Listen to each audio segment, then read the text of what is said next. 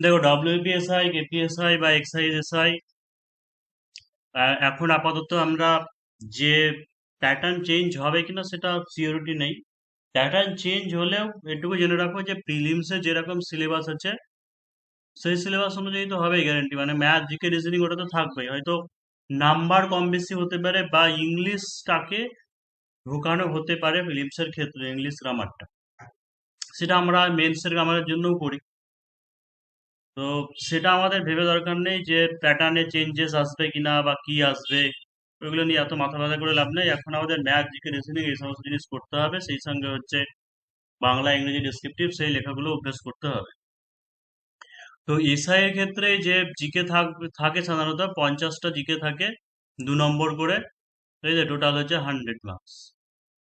আর মিসলেনিয়াসের ক্ষেত্রে 75 খানা জিকে থাকে, সেম একই 2 নম্বর করে।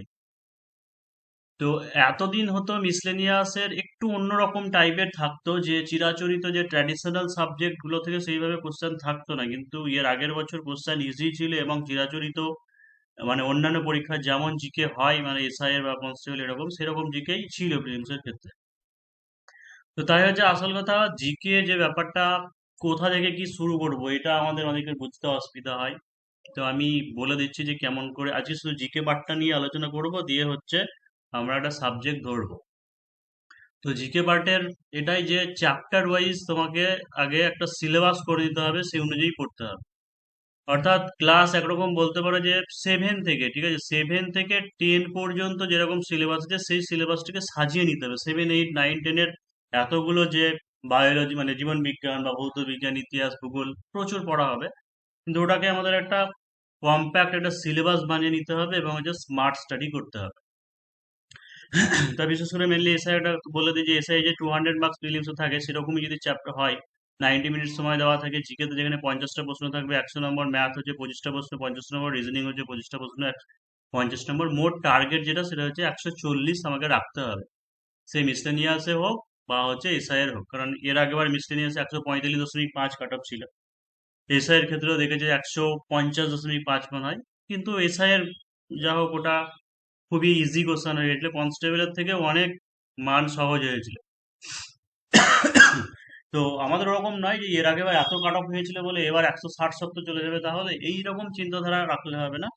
পুরোটাই ডিপেন্ড করছে কোশ্চেন প্যাটার্ন কেমন হচ্ছে, কোশ্চেনের ডিফিকাল্টি লেভেলের উপরে হচ্ছে। কিন্তু মোটামুটি ভাবে একটা জিনিস জেনে রাখো যে ইজি টু মডারেট সাধারণত কোশ্চেন হয়, এবং সেই অনুযায়ী হলে পরে টার্গেট এটাই রাখতে হবে। আর এটা যদি টার্গেট রাখতে চাও, তাহলে জিকে তে অন্তত পক্ষে হচ্ছে 35, আর ম্যাথ রিজনিং এ অন্তত পক্ষে হচ্ছে 40, তাহলে 75 হলো, ভুল তো হবেই।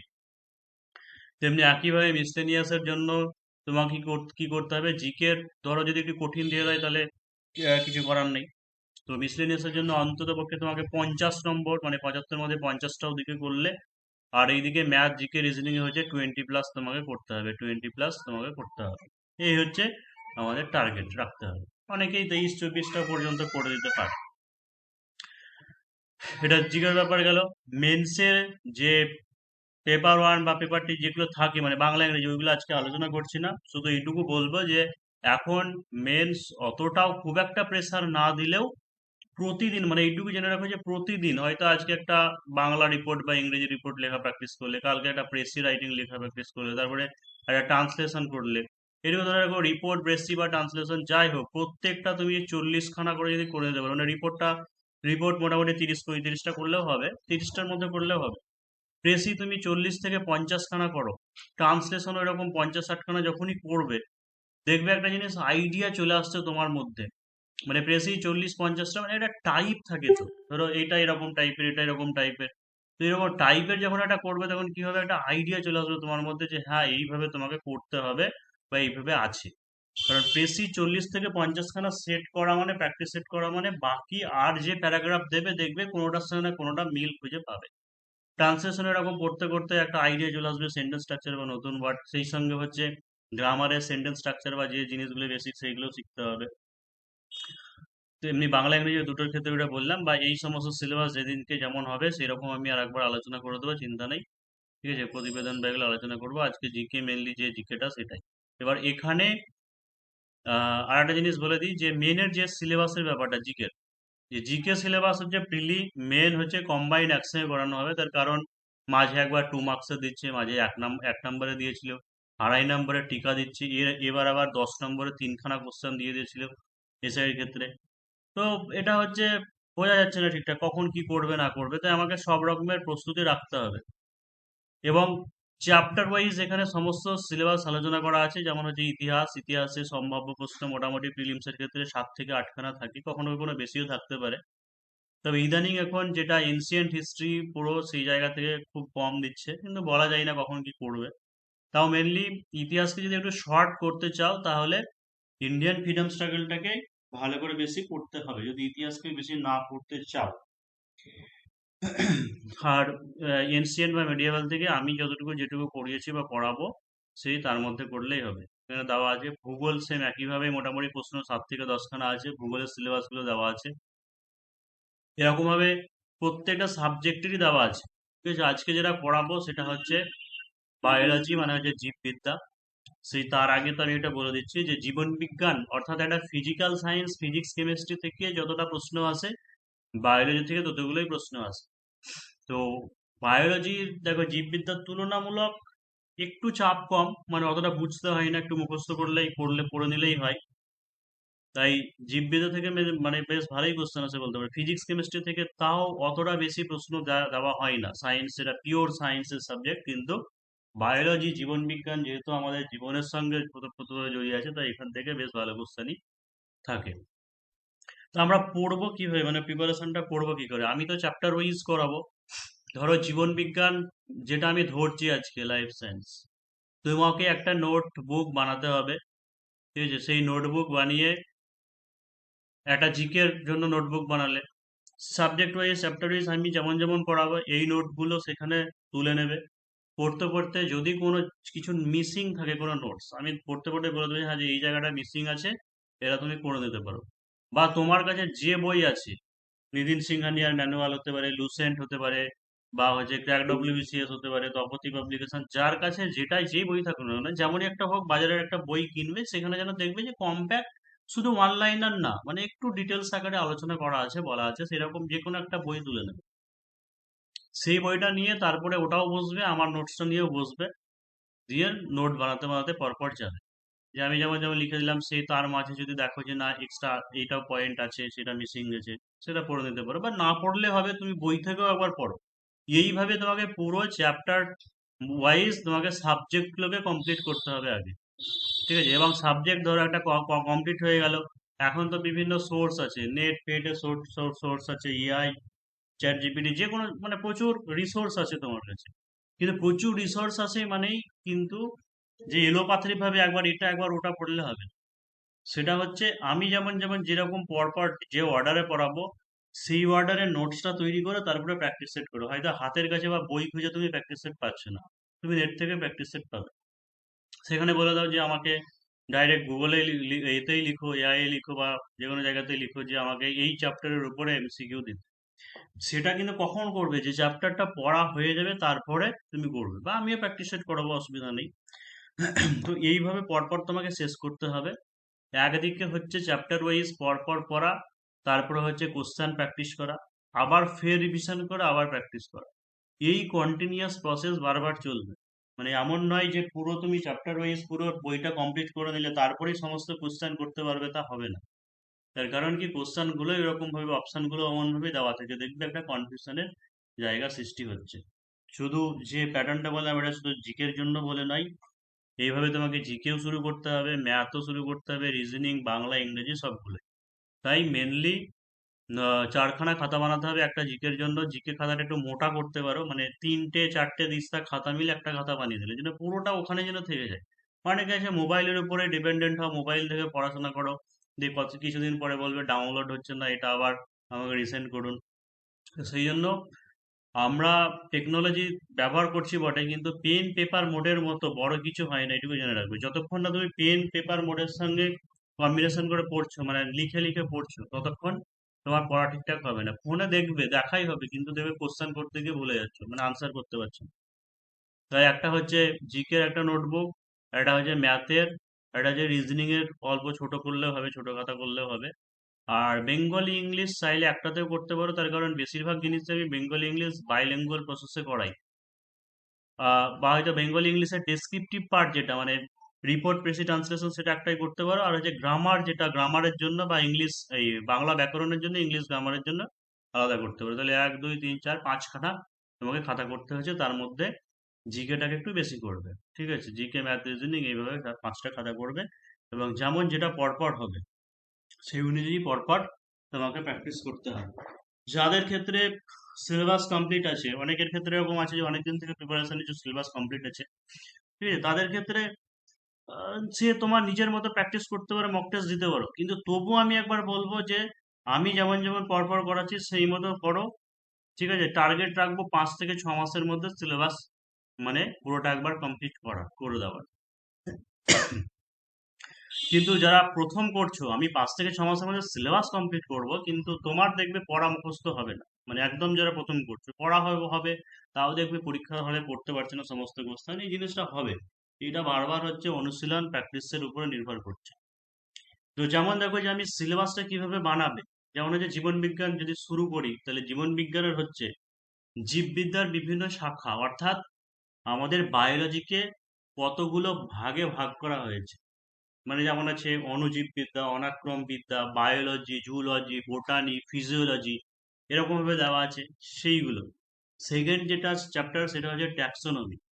এই জিনিসটা দেখো যে একটা এক্সপিরিয়েন্সও দরকার আছে কিভাবে কি সাজাবো, তার কারণ হচ্ছে জীববিদ্যার শাখা বা ট্যাক্সোনমি এই যে কথাটা, এইটা কিন্তু আছে ক্লাস 9-এর বইয়ে। ঠিক আছে, কিন্তু তুমি তোমার বিজ্ঞান শুরু হচ্ছে কি বললাম ক্লাস 5 থেকেও শুরু হয়ে যায়, 7 থেকে বলতে পারো, ভালো করে 7 8 থেকে, সেই জায়গাতে কিন্তু এই সমস্ত জিনিস নেই। কিন্তু তোমাকে একটা বায়োলজি জানতে গেলে প্রথমে এই জিনিসটা জানতে হবে যে একটা জীবন বিজ্ঞান বা বায়োলজি শাখা কি আছে, ট্যাক্সোনমি কি, বিন্যাস বৃদ্ধিকরণ, অর্থাৎ এই যে টোটাল প্রাণী জগৎ উদ্ভিদ জগৎ আছে, এদেরকে যে বিভিন্ন ভাগে ভাগ করা হয়েছে, সেটা কিভাবে ভাগ করা হয়েছে সেটা কিন্তু আবার ক্লাস 9-এ আছে। তার মানে কি, যে ক্লাস পরপর 7 8 9 10 থেকে পড়তে গেলে কম্পিটিটিভ লাইন হবে না, তোমাকে এটা বুঝে নিয়ে সিলেবাসটাকে বানাতে হবে। হলো তারপরে হচ্ছে যেমন বিভিন্ন প্রকার উদ্ভিদ বা প্রাণী জগৎ আছে, যেমন প্রোটোজোয়া, পরিফেরা বা নিটারিয়া, মোলাস্কা, বিভিন্ন আমরা সরি এদের এক্সাম্পল দিতে পারে। যেমন এই সমস্ত জায়গা থেকে এখনো মানে স্টেটের পরীক্ষাগুলোতে কোনো কোশ্চেন আসেনি, মানে এই সমস্ত চ্যাপ্টার থেকে যা আসে সব সেন্ট্রালের পরীক্ষা আসে, এসএসসি মানে স্টাফ সিলেকশনের বা যে রেলের পরীক্ষা আসে, এখনো পুলিশের পরীক্ষা এখান থেকে টাচ করেনি মানে কোনো কোশ্চেন। কিন্তু তা বললে তো হবে না যে পড়েনি বলে পড়বো না, তা তো নয়, আমাদেরকে সব রেডি করে রাখতে হবে। তারপরে চলে আসবে বিভিন্ন প্রকার কোষীয় অঙ্গন বা কোষ, তাদের পরিচয়। তারপরে বিভিন্ন হচ্ছে কলা, তাদের শ্রেণীবিভাগ।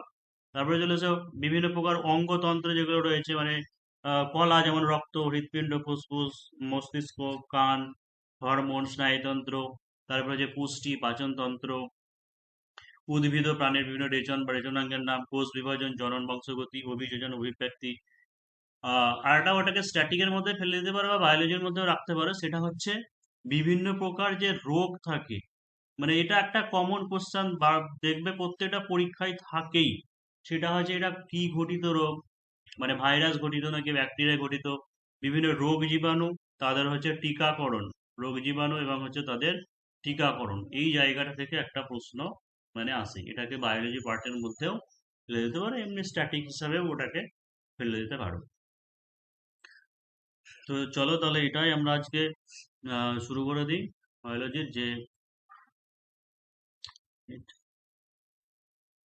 তাহলে দেখো যে জীবন বিজ্ঞান কি বলা হচ্ছে, মানে জীবন কাকে বলা হচ্ছে, অর্থাৎ লাইফ কি জিনিস, আমরা নামটা তো দিই, সেটা হচ্ছে লাইফ সায়েন্স। যে বৃদ্ধি, এখান থেকে বললাম যে মোটামুটি ভাবে ধরে রাখতে পারো যে 4 থেকে 5 খানা কিন্তু মিনিমাম প্রশ্ন আসবে এখান থেকে। তো আমাদের এটা যেন টার্গেট থাকে, যে নোটসটা কম্প্যাক্ট তোমাদেরকে দেওয়া হচ্ছে বা পড়া হচ্ছে, এটাকে বারবার ভালো করে পড়া। এর থেকে মানে এই সমস্ত পরীক্ষাগুলোর জন্য, মানে পুলিশের পরীক্ষার জন্য বা মিসলেনিয়াস এই পরীক্ষার জন্য এর থেকে বেশি আর ডেপথে করা দরকার নেই। এমনকি ডব্লিউবিসিএস এর জন্য এনাফ, মানে ডব্লিউবিসিএস এর মেন্স হলে আর একটু বেশি হয়তো ডেপথে করতে হবে। তো 4 থেকে 5 নাম্বার সেটা যেন আমি কনফার্ম পেয়ে যাই।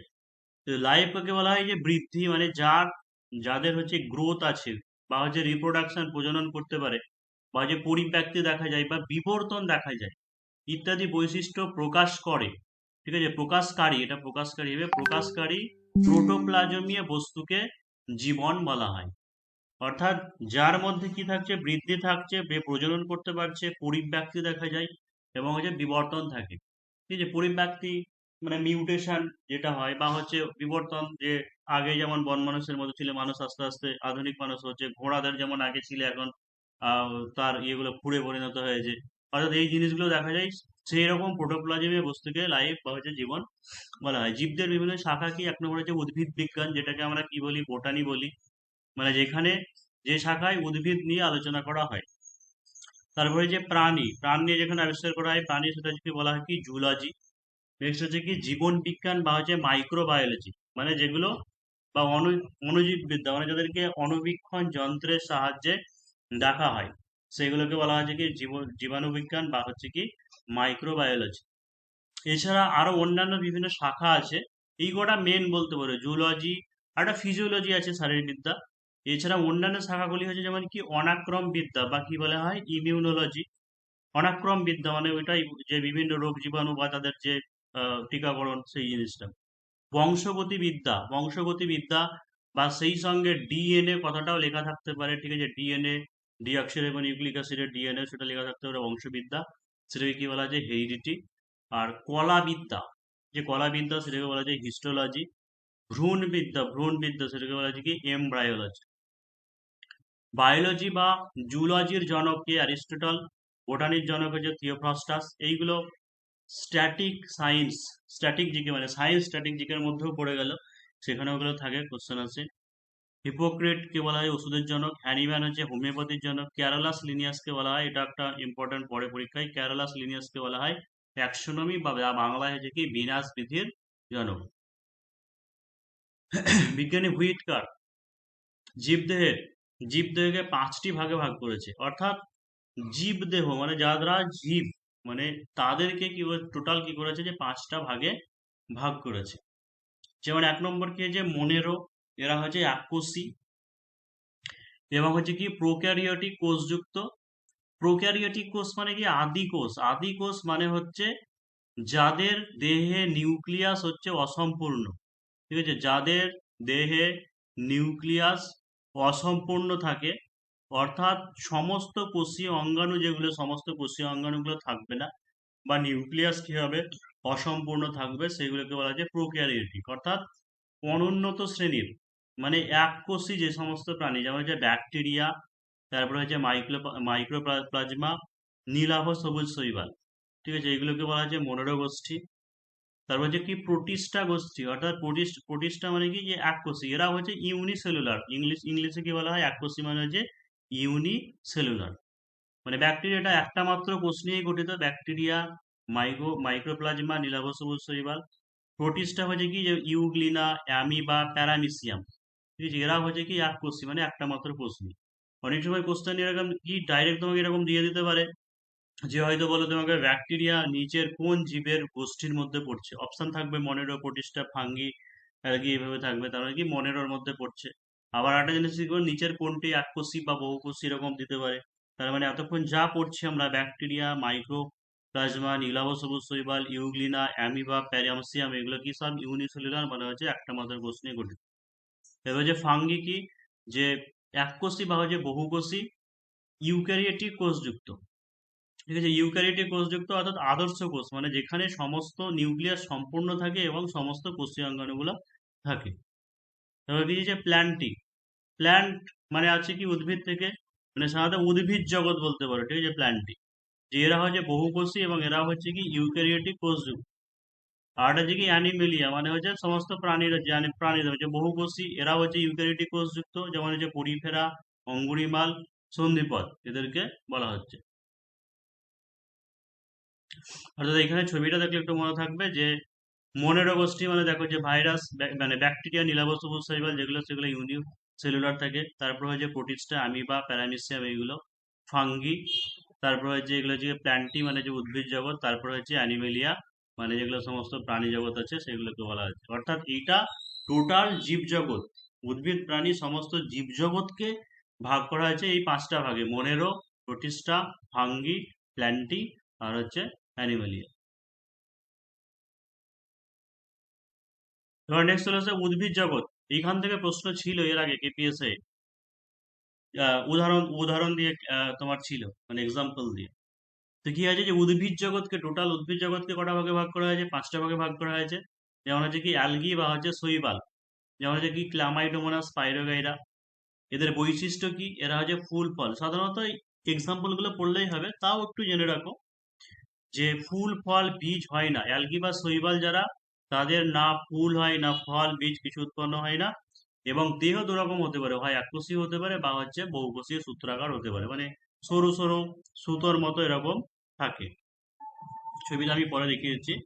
ব্রায়োফাইটা বা হচ্ছে মস, দেহে প্রকৃত মূল কাণ্ড পাতা থাকে না, ফুল ফল বীজ হয় না। যেমন হচ্ছে রিক্সিয়া, তারপরে হচ্ছে কি প্রোগনেটাম।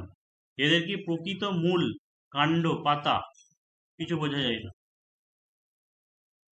নেক্সট হচ্ছে কি যে টেরিডোফাইটা বা হচ্ছে ফার্ন, ড্রাইপোটেডিস, তারপর হচ্ছে লাইকোপোডিয়াম। মূল কাণ্ড পাতা থাকে কিন্তু হচ্ছে ফুল ফল বীজ হয় না। ঠিক আছে, ফুল ফল বীজ হয় না বা হচ্ছে এগুলোকে অপুষ্পক বলতে পারো, টেরিডোফাইটা বা ফার্ন। আর জিমনোস্পার্ম বা হচ্ছে ব্যক্তবীজী, যেমন হচ্ছে পাইনাস বা সাইকাস, বীজ হলেও কি ফল হয় না। আর অ্যাঞ্জিওস্পার্ম কি হচ্ছে যে গুপ্তবীজী, মানে যেমন হচ্ছে আম, লিচু, ধান। গুপ্ত মানে হচ্ছে এদের কি থাকে, ভেতরে লুকানো থাকে। তো এই যেটা বললাম যে থ্যালোফাইটা বা অ্যালগি যেটাকে বললাম, ঠিক আছে, এই যে সূত্রাকার হয়, এককোষী বা বহুকোষী হতে পারে।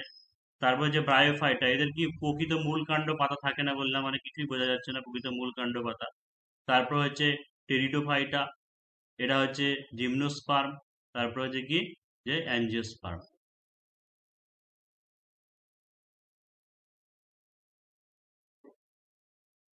তো চলে গেল সমস্ত, প্রথমে কি বললাম আমরা, সমস্ত উদ্ভিদ জগৎ পড়লাম। এইগুলো যেমন ক্লাস 9-এর বইয়ে প্রচুর অনেক পড়া আছে, আমরা অত তো পড়ার সময় নেই, অত পড়বো না। আমি শুধু মেন জিনিসগুলো, এক্সাম্পল গুলো সেগুলো পড়বো। তাহলে প্রথমে হলো টোটাল উদ্ভিদ জগৎকে ভাগ করা হয়েছে, সেটা বললাম। তারপর হচ্ছে এই সরি, প্রথমে বললাম যে টোটাল জীব জগৎকে কটা ভাগে ভাগ করা হয়েছে, তারপরে উদ্ভিদ জগৎকে ভাগ করা হয়েছে, এবার হচ্ছে প্রাণী রাজ্য মানে প্রাণীদেরকে। 1 নম্বর কি হয়েছে পরিফেরা। পরিফেরা মানে কি সাইকন বাথ স্পঞ্জ, অর্থাৎ দেহে কি থাকে, ক্ষুদ্র ক্ষুদ্র ছিদ্র থাকে। ঠিক আছে, এরকম ধরনের হচ্ছে কি ক্ষুদ্র ক্ষুদ্র দেহে ছিদ্র থাকে, পরিফেরা পর্ব মানে সাইকন বাথ স্পঞ্জ। তারপরে হচ্ছে কি নিডেরিয়া। নিডেরিয়া মানে কি হাইড্রা এবং হচ্ছে জেলিফিশ। অর্থাৎ দেহে কোর্সিকা, মানে এরকম বিভিন্ন কি থাকে, কোর্সিকা থাকে, সুঙের মতো যেগুলো বলি, এরকম কোর্সিকা থাকে। নেক্সট হচ্ছে টিনোফোরা। টিনোফোরা কি বোরো, হার্মিফোরা, এদের 8টি চিরুনির মতো সিলিয়া থাকে। প্ল্যাটিহেলমিনথিস, ফিতাকৃমি, প্ল্যানেরিয়া। দেহ কেমন হয়? চাপটা আকৃতির হয়, দেহ হচ্ছে চাপটা আকৃতির হয়।